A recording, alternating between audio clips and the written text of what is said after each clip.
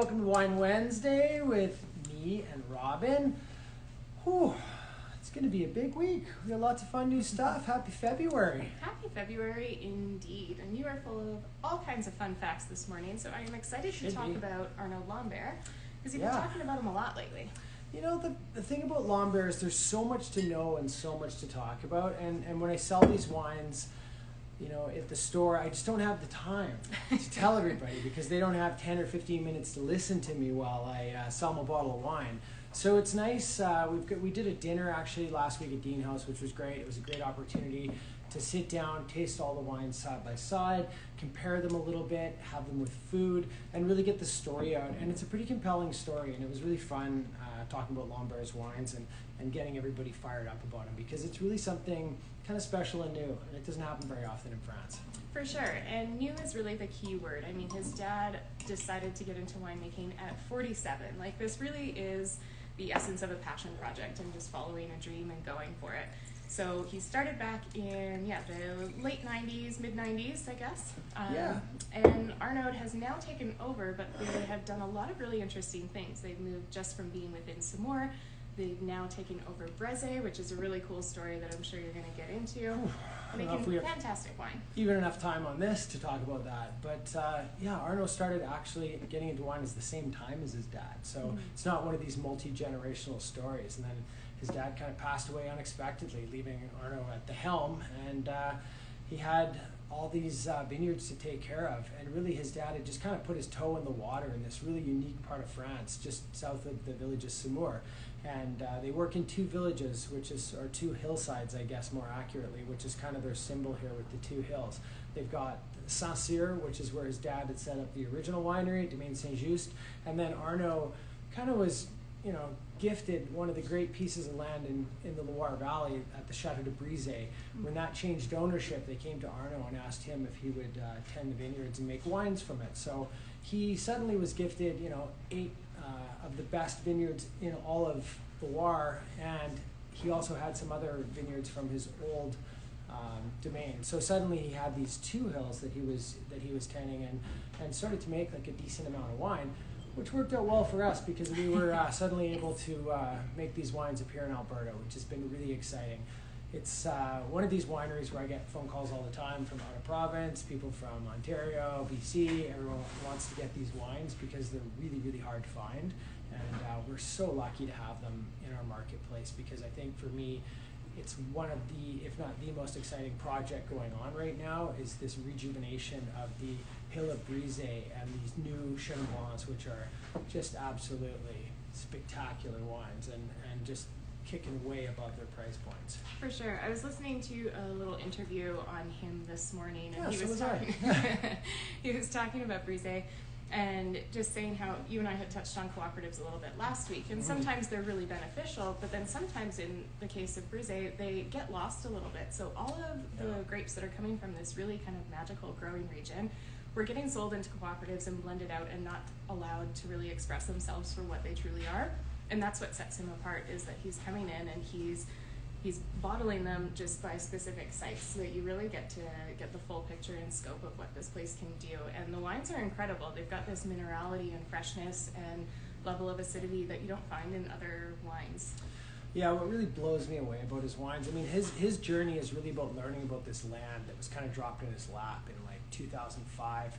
And he really had a lot of work to do, so he had to rejuvenate these vineyards. He moved everything to organic viticulture and really started exploring what was possible in each of these little sites. So he makes over 20 wines. So it's kind of complicated. He only has Chenin Blanc for the whites and Cabernet Franc for the reds, but he makes over 20 wines, and most of them are just single vineyard pieces. This one's his entry level, and it's a blend of a few different vineyards that he puts together, but it really showcases what Chenin Blanc from this neck of the woods is all about.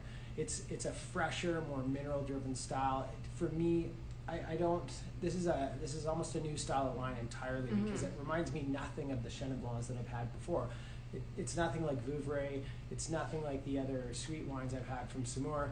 This is more Chablis-like, I think. If you like white Burgundy, you're going to love these wines. They really mimic white Burgundy with the stone sort of character to them and the real like sort of lean energy that they have.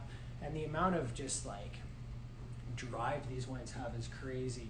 When you sit and drink these wines and line them up, there's just such an incredible intensity in the wines, and this real, like, it's almost like they're plugged in. They have so much energy and character, and they're just, you can tell these wines are going to age for decades to come.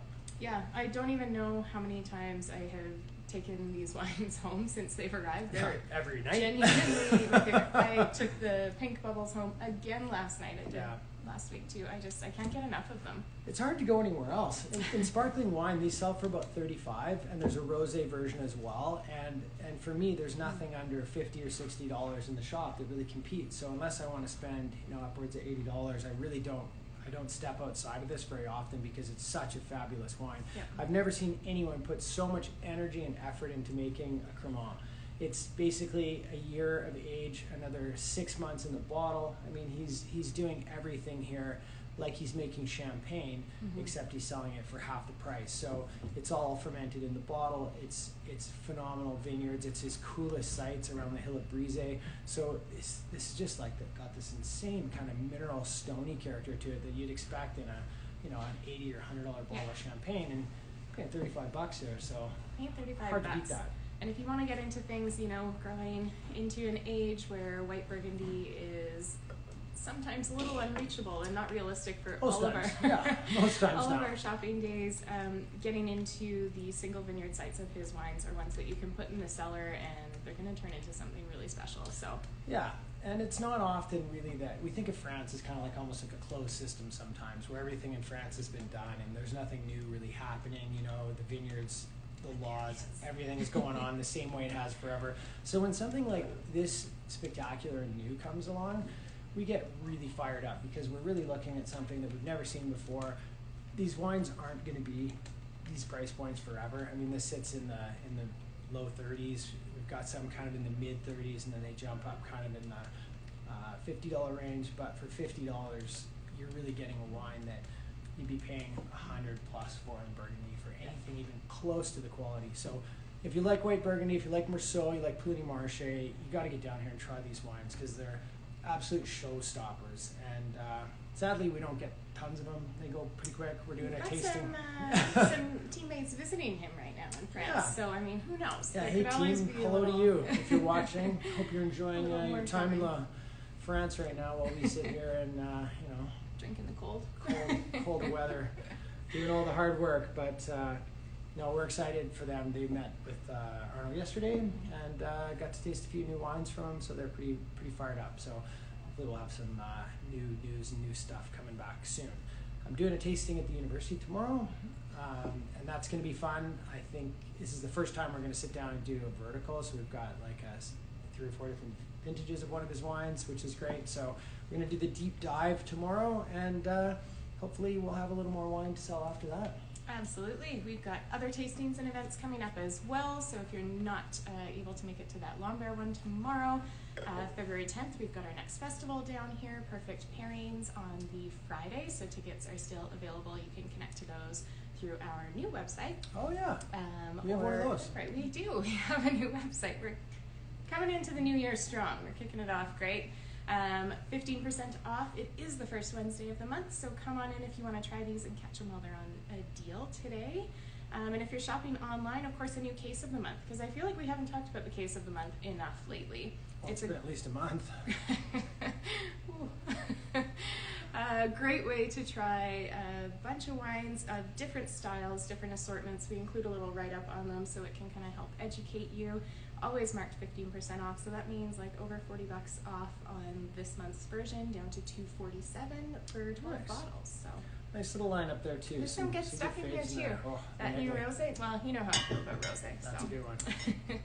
Yeah, nice looking case, and we've got the Perfect Pairings is going to be really fun because we've got all these really interesting little food stations set up and some fun wines to pair with them. So Yeah. that's going to be a good time. So jump on the website, have a look at that.